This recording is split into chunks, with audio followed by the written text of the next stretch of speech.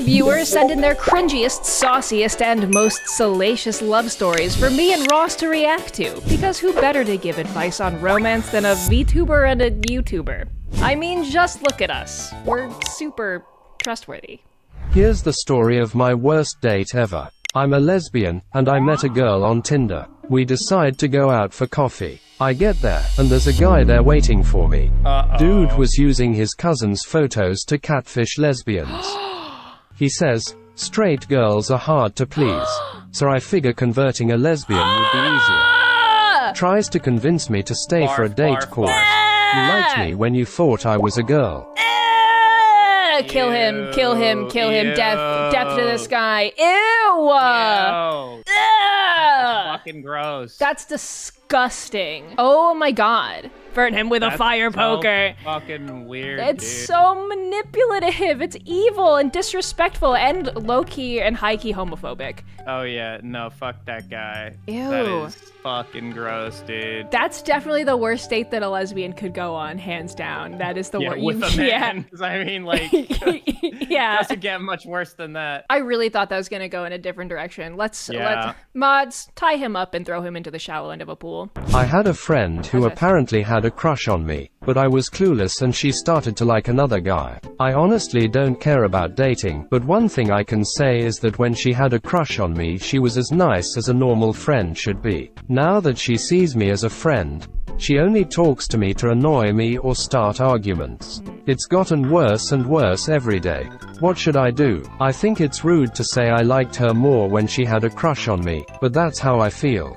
I get genuinely upset when she starts talking because she's also the type of person to fight until she gets her way. Please help me. Doesn't sound like much of a friend now, does it? No. I mean, I feel like if someone's only nice to you when they want to fuck you, which is a pretty common thing that people experience, then they're not a very nice person. Let's be real, like, why would you want to be friends with someone like that who's like treats you like shit? Ross is right. You dodged a bullet because, like, you dodged a bullet. The thing is if you date someone like that, they're eventually gonna drop the mask and start being mean anyway. If they're only being nice to like win you over because they have a crush. Dude, some of my chat goes, smile, Ross. Come on, honey, why don't you smile more? Come on, honey, why don't you smile more? Because I don't fucking feel like it, okay, huh? Here's a little piece of romance advice for you. Don't tell people that, fucking weirdo, but he does look pretty when he smiles, don't you, sweet cheeks? Thanks. You could try confrontation. You'd be like, hey, you only want to fight with me and start fights, and I don't like that. If a person is worth it to you to confront, you can do that. But again, if someone's just being nice because they think you're pretty, then that's never gonna last. All right, let's go to the next one. This is a short one. I proposed to my wife twice. Not because she said no the first time, but because the first time I asked her was so poorly done that I knew I could do better. Well, I have to assume she said yes the first time, but you were like, that fucking sucked. I think that's nice. I think it's nice that you wanted to give her a better proposal. Good for you. And now she has two. Yeah, and she can choose. Ross, you're looking at that salad. You a little hungry, bud? Yeah, a little hungry. The first time was at Disney World. I had paid for a 5-day vacation for us, including resort lodging, a meal plan, photo pass, fast pass, the works. Our first day there also happened to be her birthday. I had a plan to spend our first day walking in the park and enjoying ourselves. We'd go back to our hotel room and she'd open her presents, with the ring being the last present. Well, heat exhaustion had something to say about that, and her mood was shot heading into the evening. I, however, was determined to make my plan go off anyway. God bless this woman. She was glaring at me from under the covers of the bed as I proposed to her on one knee, and her answer was still, yes, but I'm going to kill you. We did at least have a good week there. After 6 months apart, we lived on opposite sides of the country at the time. I got to see her for a week before I would go on a Navy deployment for a few months. During this time, I bought another ring, wanting to try proposing again and make it better than getting a ring while dealing with heat exhaustion.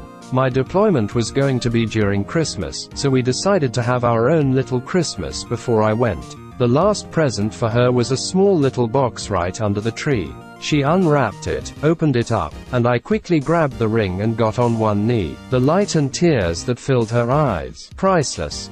Asterisk. Her mom made me wait to start my speech until she was recording video, and this time I got the happy, tear-filled yes that I'd wanted the first time. That ring is still her favorite ring from me to wear, and we celebrate 4 years married in October. Yo, let's go! That's really cute. Awesome. Congratulations. Congratulations. That's really cute. And she got the proposal she wanted. Because normally I feel like a Christmas proposal is pretty risky, but if you already know the answer, you can like... risk it for the biscuit. Risk it, you can risk it for the biscuit. Okay, we got another.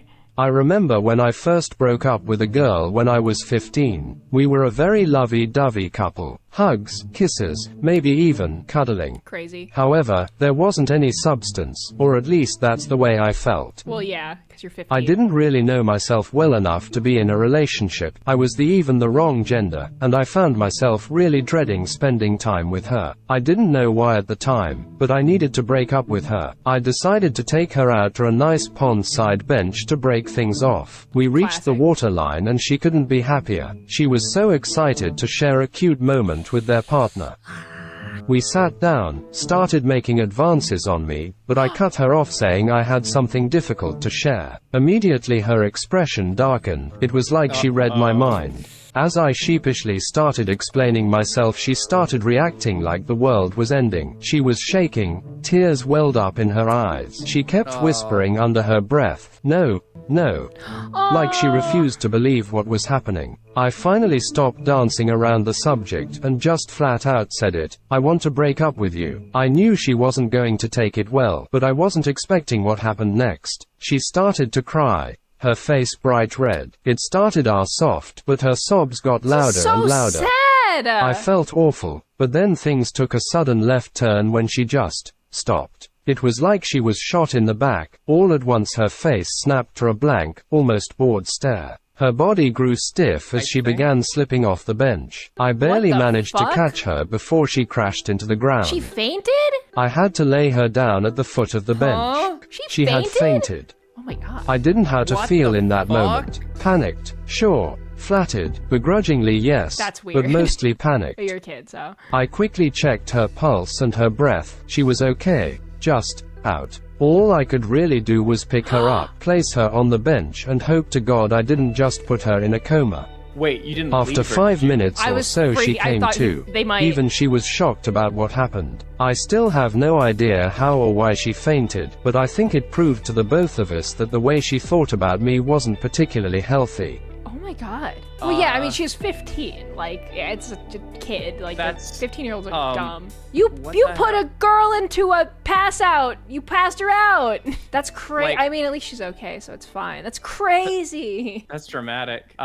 She just cried so hard she like strained something, and wow. A few weeks ago, I was on a call chatting with my crush. She doesn't know. At some point in our conversation she told me, "I have a secret, but you have to promise not to tell anyone." I said yes. She then told me that her crush, I had no idea she had a crush, confessed to her and proceeded to tell me how they flirted and he called her some things, and said she was his second choice. Huh? Somehow she was fine with that while I slowly died inside. I still haven't fully gotten over it, and I'm stuck in this situation of not being able to tell anyone, because it's a secret that I can't reveal. What am I supposed to do? If I ever confess to her in the future, she'll feel guilty that she said that in front of me, and I don't want that to happen. If I don't confess to her ever, I'll feel even worse. If I wait to hope their relationship fails, that would just be toxic of me. That's so sad. Girl, have some self-respect. If someone's like, "You're my silver medal," that you don't want to be someone's silver medal. Especially if they just tell you like. Yeah, that's a bad sign. I'm gonna say stay out of it for now. Just, pay attention to it. I don't think when someone's entered into a relationship is the time to confess, personally speaking. I think you wait for the right moment if you still feel that way.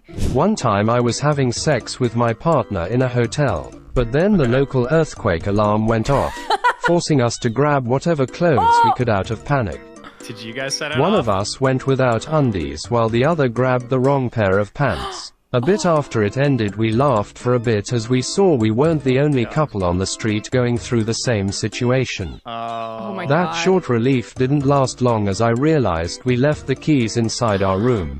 so we had to ask the receptionist to call someone who could open it for us.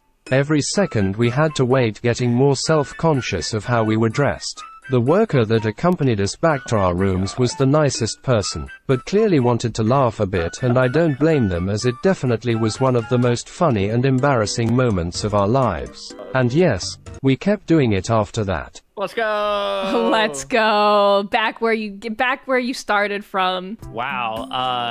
You did the right thing. I mean, it's either that or stand in a door frame, I believe.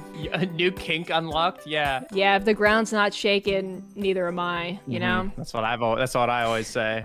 Back in high school, I had a guy friend who I knew had a crush on me, but I was still friends with. One day my friends and I are all hanging out at the mall, and I end up coming out as a lesbian to my friends. All of my friends are really supportive. Me and my guy friend walk into a store, and he turns to me and says, "Hey, if it doesn't work out and you get lonely, just know I'll always be there in case you change your mind." We stopped being friends a month later. I just kicked him from my life. Had to go throw all my stuff that he gave me over 3 years. Lots of expensive stuff, so I should have known. Right. Bruh. That's them thinking it's only a phase kind of thing. Yeah, gotcha. Yeah. I mean, I get it. It sucks when you like someone and it turns out that you're just not their cup of tea, but you really have to just take it gracefully. All right. Give us the next story. Here's a story between me and my then boyfriend. We started as work acquaintances, and I was unsure of him.